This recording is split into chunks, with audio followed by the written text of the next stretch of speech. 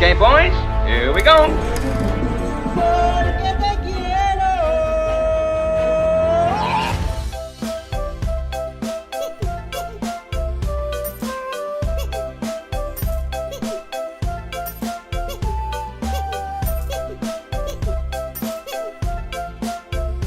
Halo guys, balik lagi dengan celengan film. Kali ini Mimin mau menceritakan sebuah film yang sangat seru dan menegangkan berjudul The Tower. Film ini menceritakan tentang kebakaran hebat yang terjadi di Tower Sky, gedung pencakar langit yang berdiri megah di kota Seoul. Kejadian naas itu terjadi pada saat malam Natal ketika semua orang tengah bersenang-senang merayakan hari raya. Akan tetapi hari raya yang direncanakan akan menjadi sebuah momen yang menakjubkan ternyata malah menjadi tragedi dan menjadikan malam kebahagiaan itu menjadi tangisan. Di awal film kita diperlihatkan dengan percakapan hangat antara Lee dan putri tercintanya bernama Hana. Lee mengatakan bahwa malam Natal ini akan menjadi sangat indah karena akan ada salju yang turun. Tetapi Hana tidak percaya dengan ayahnya, karena ia melihat berita di televisi bahwa cuaca hari ini akan cukup berangin. Ayah Hana kemudian mengajaknya ke tempat kerja ayahnya di Tower Sky untuk membuktikan bahwa ayahnya tidak berbohong. Scene beralih pada pimpinan Tower Sky yang sedang berbincang dan menyusun planning untuk menaikkan harga sewa Tower Sky. Mereka berpikir bahwa tahun ini harus ada acara yang mewah seperti tahun-tahun yang lalu. Dan sudah terbukti hal itu dapat menghasilkan keuntungan yang besar. Mereka juga berencana untuk menyediakan fasilitas yang super mewah untuk menarik minat customer. Kemudian terlihat seorang pendeta yang berniat untuk menyewa Tower Sky untuk merayakan Natal. Ia sangat tertarik dengan fasilitas mewah yang ditawarkan Tower Sky. Tower Sky merupakan hunian mewah yang terdiri dari 2 gedung pencakar langit yang dihubungkan dengan jembatan langit yang sangat menakjubkan.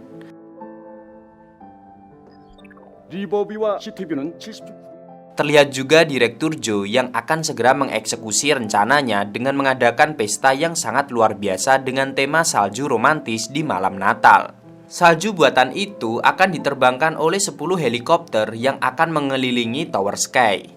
Sementara itu di dapur Tower Sky terlihat para koki dan staf dapur yang sedang sibuk mempersiapkan hidangan untuk pesta. Terlihat seorang gadis cantik bernama Yoon Hee yang merupakan manajer dapur sedang mengecek segala kelengkapan persiapan pesta.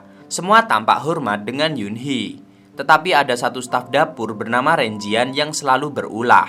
Ketika Yoon Hee berbicara, tiba-tiba teleponnya berdering. Kepala staf pun merasa tidak enak dengan Yoon Hee atas kelakuan anak buahnya. Kemudian terlihat pendeta Kim yang baru saja datang di Tower Sky mencoba menyapa tetangga dan memberikan makanan. Akan tetapi yang ia temui adalah tetangga yang sangat angkuh dan tidak menerima niat baiknya. Ia malah sibuk mencari anjingnya. Sangat menjengkelkan sekali orang kaya yang angkuh ini. Lucunya ketika Kim tengah berjalan, ia melihat anjing wanita angkuh tadi. Karena kesal dengan si yang punya anjing itu, lalu ia tendang saja. Sementara itu, di ruang kerja Yoon Hee terlihat monitor pengawas yang rusak. Lalu Lee yang merupakan supervisor mencoba membantunya. Yoon Hee mengatakan bahwa semenjak ada dirinya banyak sekali kekacauan yang terjadi. Ia pun berniat mengundurkan diri. Lee yang tampaknya menyukai Yoon Hee ini tidak mau hal itu terjadi. Ia segera menghubungi ruang kontrol pusat untuk memperbaiki kerusakan di ruang kerja Yoon Hee. Alih-alih dibantu, rekan kerja Lee malah meledeknya untuk segera mengajak Yoon Hee berkencan daripada meributkan masalah sistem informasi. Masalahnya, tadi Lee sendirilah yang mematikan beberapa kamera di ruang monitor. Lee menjadi tidak konsentrasi dalam bekerja ketika berhadapan dengan Yoon Hee. Tak hanya mereka berdua, cerita romantis di Tower Sky juga dialami oleh staf dapur yang selalu berulah tadi. Kini ia mencoba memberikan hidangan yang sudah ia taruh cincin untuk diberikan kepada pacarnya yang menjadi resepsionis. Karena mendengar ada keributan, manajer menghampiri dan menyuruh staf itu kembali bekerja. Dan manajer malah memakan hidangan itu yang ada cincinnya.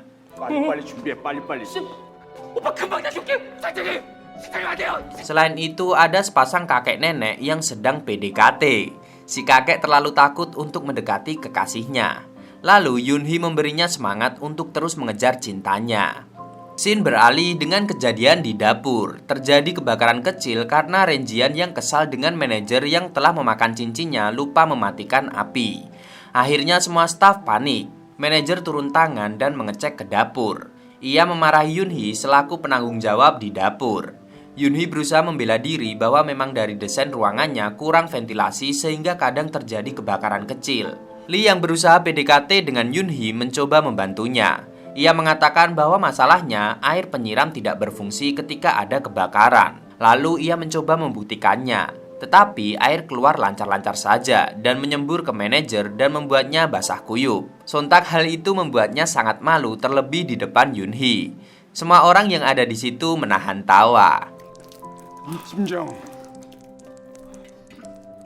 Kemudian di kantor pemadam kebakaran terlihat seorang anggota baru bernama Sunwoo yang sedang diinterview untuk masuk di tim Yusido. Ia mengatakan bahwa ia ingin menjadi pemadam kebakaran terbaik. Ia juga sangat mengagumi Kapten Yusido. Kemudian Byungman rekan seniornya mengantarkan dia ke kamarnya. Kemudian Byungman menyuruhnya mandi. Ketika Sunwoo sedang mandi, alarm kebakaran berbunyi. Byungman menyuruhnya untuk segera pergi.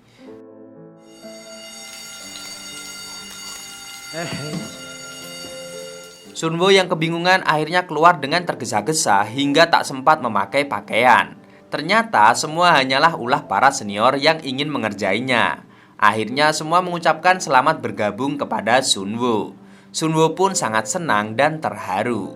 Kemudian nampak seorang perempuan tua yang bekerja sebagai cleaning service tampak sedang berbicara kepada wanita angkuh yang tadi ribut dengan pendeta Kim. Bibi cleaning service itu mengatakan bahwa anjingnya membuang kotoran lagi.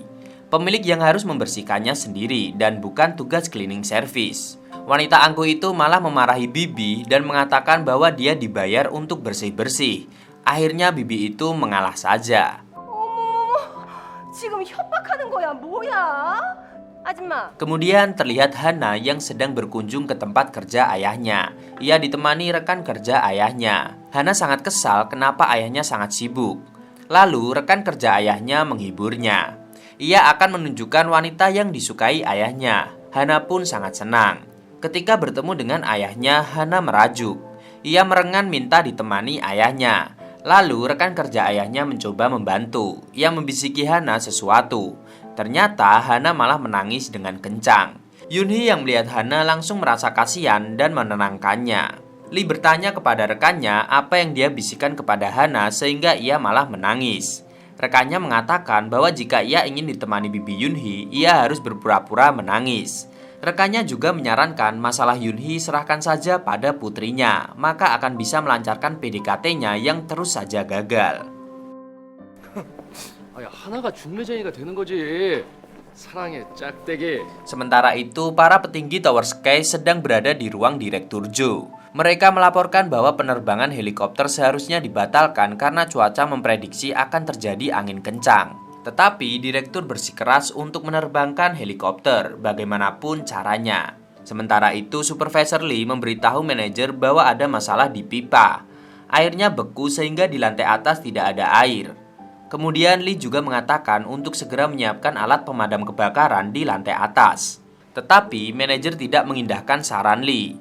Manajer malah memarahinya karena semua orang tengah sibuk mempersiapkan pesta. Tidak ada yang sempat mengurusi hal-hal remeh seperti itu. Hana yang kini ditemani Yunhee tampak sangat bahagia. Yunhee mengajaknya berkeliling ke dapur.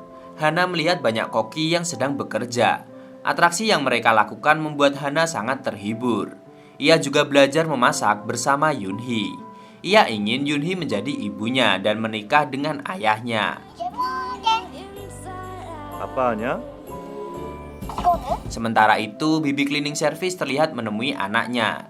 Rupanya, ia bekerja keras untuk membayar kuliah anaknya. Ia sangat bahagia anaknya bisa sekolah tinggi meskipun ia dan anaknya harus sama-sama banting tulang. Tetapi anaknya tampak tidak suka dengan ibunya. Tapi ibunya tetap sayang padanya. Di malam Natal kali ini adalah hal yang sangat membahagiakan bagi Kapten Yusido. Kali ini adalah Natal pertama yang ia rayakan bersama istrinya. Semua anak buahnya sangat mendukung kapten mereka untuk menghabiskan malam yang indah dengan istrinya. Karena kapten sudah bekerja begitu keras dan meninggalkan istrinya. Malam ini kapten tidak harus bekerja. Lalu, kapten memesan kue istimewa sebagai kejutan untuk istrinya. 7시까지 될까요? 네, 알겠습니다. Malam Natal pun telah tiba. Heli pun mulai diterbangkan. Musik orkestra mulai bermain. Pesta telah dimulai. Semua orang tampak menikmati pesta yang meriah itu. Petasan berhamburan di langit membuat suasana semakin meriah. Helikopter pun segera menurunkan salju mengitari Tower Sky.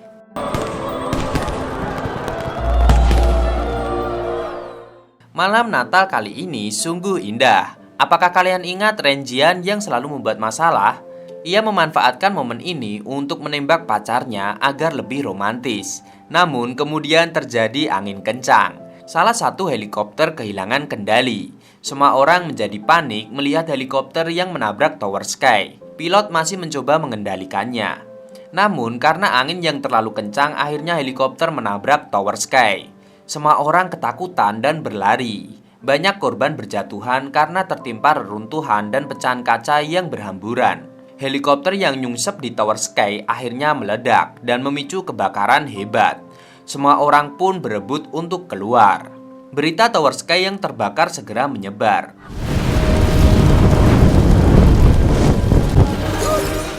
Alarm pemadam kebakaran bersering membuat semua pemadam kebakaran bergegas untuk melakukan penyelamatan. Kapten Yushido terlihat ingin bergegas, tetapi Byungman menyuruh kapten untuk mempercayakan semuanya kepada mereka kali ini. Kapten harus menemui istrinya dan mengambil hari liburnya. Kapten pun mengikuti saran Byungman, namun tiba-tiba kapten menyusul mereka. Kapten memang sangat keras kepala. Lalu ia segera menelpon istrinya mengabarkan kalau ia akan pulang telat malam ini. Istrinya hanya bisa pasrah saja karena suaminya selalu mengutamakan tugas dan tanggung jawabnya. 여보, 좀 늦을 것 같아. Lee yang panik pun segera menelpon Yunhee. Ia mengkhawatirkannya dan juga Hana yang ada bersamanya. Sementara itu semua orang berebut naik lift. Staf informasi memberitahukan untuk tidak menaiki lift karena bisa meledak dan sangat berbahaya. Namun mereka tidak memperdulikannya. Yunhee ingin menaiki lift tetapi karena berdesakan ia tidak bisa masuk. Lalu ia ingin mengikutkan Hana saja supaya aman tetapi tetap tidak bisa. Ia hanya bisa pasrah di depan pintu lift. Lalu Yunhee melihat seperti ada api. Ia menduga akan ada sebuah ledakan. Ia langsung membawa Hana lari menjauh. Benar saja, beberapa detik kemudian liftnya meledak. Sementara itu, pemadam kebakaran kesusahan mencari TKP karena kebakaran berada pada lantai 60-an. Akan membutuhkan waktu lama jika harus naik menggunakan tangga. Keburu semuanya habis terbakar. Akhirnya mereka menggunakan tangga pemadam yang hanya dapat mencapai lantai 19. Kemudian lari secepat mungkin ke lokasi kebakaran. Anak bibi cleaning service yang melihat berita kebakaran Tower Sky langsung bergegas mencari ibunya. Semua orang berusaha menyelamatkan diri. Terlihat Renjian berusaha keluar. Ia yang terjebak kemudian dibantu oleh seorang wanita hamil. Akhirnya mereka bisa keluar. Wali kota pun segera datang ke lokasi. Ia berbicara dengan pimpinan pemadam kebakaran. Ia mengatakan bahwa penyelamatan yang ia lakukan sangat lambat. Pimpinan mengatakan memang tidak ada cara lain. Kebakaran ada di lantai atas, jadi harus naik tangga manual. Mereka juga berusaha menyelamatkan dengan helikopter. Tetapi hanya orang-orang kelas atas saja yang terlebih dahulu dievakuasi.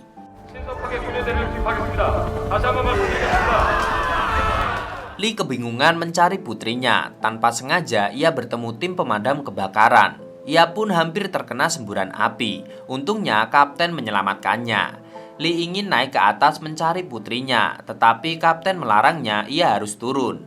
Namun Lee bersikeras. Ia mengatakan jika yang di atas adalah putri kalian, apakah kalian akan diam saja? Sebelum mereka berpisah, Lee menunjukkan letak ruang mesin yang merupakan tempat helikopter itu berada. Itulah sumber kebakaran. Akhirnya mereka berpisah dan membiarkan Lee mencari Hana dan segera menghubungi mereka jika sudah bertemu mereka akan datang menyelamatkan Lee. Belum sempat ia menemukan Hana, ia bertemu dengan bibi cleaning service. Ia menitipkan uang kuliah putranya kepada Lee. Uang itu adalah gajinya yang ia persiapkan untuk anaknya. 대학 등록금인데. 아들 이름이 Keadaan pun sangat genting. Para pemadam kebakaran berjuang keras memadamkan api di ruang mesin.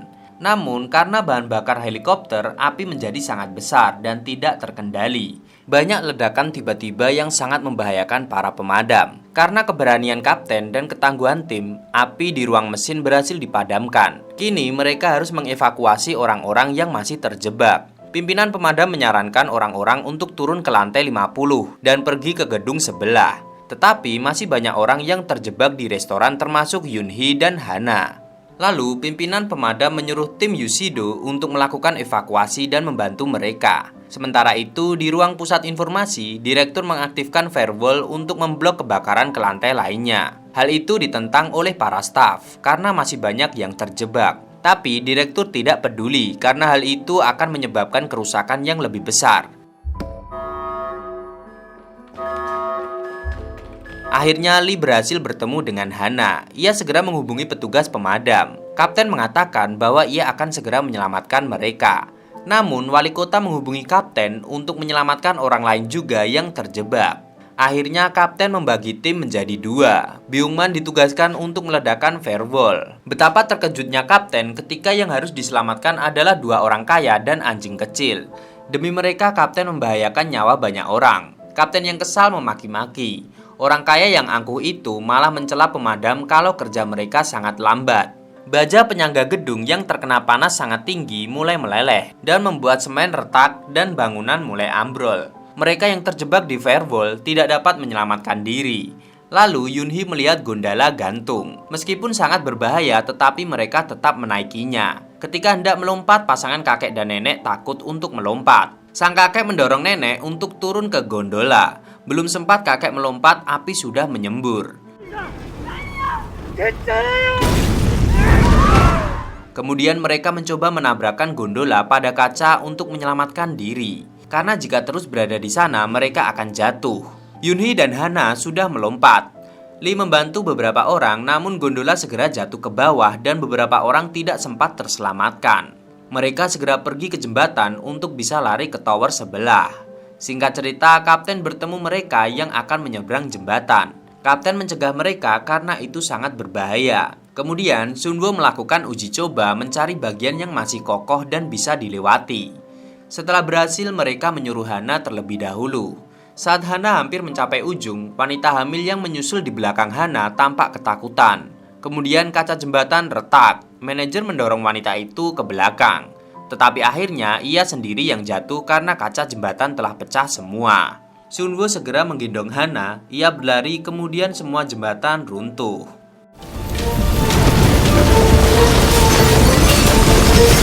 Waktu semakin terbatas, bangunan akan runtuh karena sudah mulai miring dan tidak stabil. Salah satu caranya adalah membuka tangki penyimpanan air untuk mengurangi beban bangunan. Untungnya, kapten bersama Lee yang mempunyai akses ke tangki penyimpanan, mereka segera membuka tangki dan membuang airnya. Sementara itu, Byungman yang menemukan pendeta Kim dan rombongannya tengah terjebak di tengah api, mereka berdua meminta tsunami. Dan seketika muncul air bergulung-gulung sangatlah banyak, dan mereka pun sangat senang. Sementara itu, Sunwoo berhasil membawa Hana. Mereka berdua masih hidup.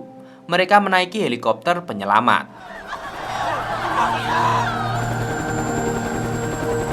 Kapten dan Lee segera menyelamatkan yang lain. Ia menemukan Byungman dan pendeta Kim. Mereka semua segera menaiki lift untuk turun ke bawah. Namun, mungkin saja liftnya sudah tidak berfungsi. Hal ini akan sangat berbahaya jika mereka mendarat di lantai yang berapi atau malah meluncur ke bawah dengan kecepatan sangat tinggi. Tetapi mereka tetap mencobanya. Akhirnya mereka berhasil tiba di lantai yang aman. Mereka segera keluar. Namun, belum semua dapat keluar, lift sudah meluncur lagi ke bawah. Lee menangisi Yunhee yang jatuh dan belum sempat ia selamatkan. Mereka akhirnya terjebak dan tidak bisa keluar. Akhirnya, kapten dan Lee berhasil keluar. Lee dapat bertemu dengan Hana kembali.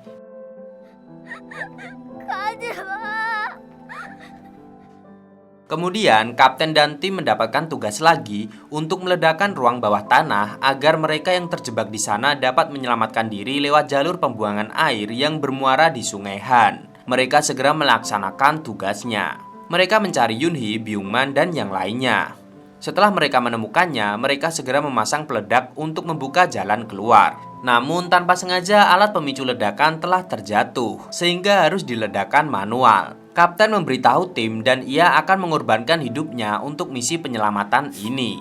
Tim tidak mau kehilangan kapten, akan tetapi tidak ada jalan lain. Kapten bukan orang yang egois. Daripada mengorbankan anak buahnya, ia lebih memilih mengorbankan dirinya yang tentu akan tewas bersama dengan ledakan. Akhirnya dengan berat hati tim menyetujui rencana kapten. Mereka segera mencari tempat aman dan kemudian memberitahu kapten bahwa mereka sudah sampai. Sebelum meledakkan, kapten mengirim pesan suara kepada istrinya. Ia meminta maaf karena tidak bisa menjadi suami yang baik. Ia selalu meninggalkan istrinya tersebut. Tetapi itulah wujud tanggung jawabnya. 사랑합니다. 우리 마누라 망정임 씨. Kemudian kapten pun meledakkan bom. Tower Sky pun runtuh dan orang-orang menyelamatkan diri menuju Sungai Han. Di akhir film terlihat tim pemadam kebakaran melakukan penghormatan terakhir kepada kapten mereka yang sangat luar biasa. Benar kata Sunwoo, kapten adalah legenda dan pahlawan kemanusiaan. Terlihat juga kue Natal pesanan kapten untuk istrinya yang akan diambil sebelum jam 7. Namun tidak akan pernah diambil oleh si pemesan. Hana akhirnya bertemu dengan Yoonhee. Bibi bertemu dengan anaknya. Namun para tim semua saling berpelukan dan menangis karena kehilangan sang kapten. Akhir yang sangat mengharukan. Ada yang bahagia dan ada yang menangis, terlebih lagi istri kapten yang syok mendengar suaminya telah tiada. Suaminya yang berjanji akan telat pulang ternyata tidak hanya telat, tapi tidak akan pernah pulang selamanya. Pak Camat makan tomat dan film pun tamat.